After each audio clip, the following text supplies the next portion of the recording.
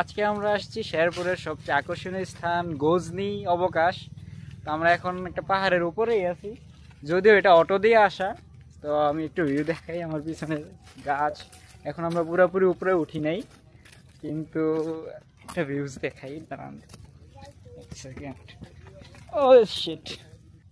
তো আমার পিছনে পুরো জায়গাটাই একবারে ঢাল, প্রচুর ঢাল। আমার চেহারা ভালো মতন দেখা।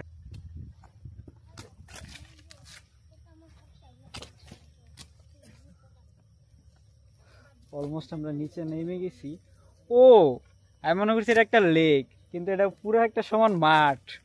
অ্যাকচুয়াল পুরো ফ্ল্যাট একটা ভূমি। তো আমরা একটু নিচে ট্রাই মারি।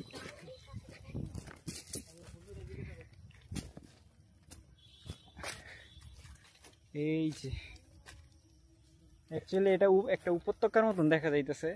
আমরা এখন একটা পাহাড়ের মাঝেই আছি। তো এটা যখন পানি থাকে তখন লেক লেক হিসাবে বিবেচিত হয়, কিন্তু এখন পানি নেই, এখন অনেক রৌদ্র। কাছের তো দেখাই। ও,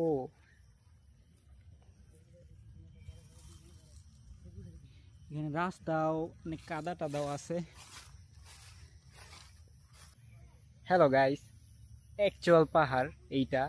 আমরা এখন এইখানে অনেকগুলো ফুল গাছ আছে, একটু দেখাই। এই যেগুলো ফুল গাছ সব, আমার সঠিক নাম জানা নাই, এগুলো সবই ফুল গাছ। তো এই যে ঢাল দেখা যাইতেছে, যে উপরের দিকে আরো আম গাছ আছে, বাঁশ টাস সব আছে। আর আমি যদি আমার বামে যাই,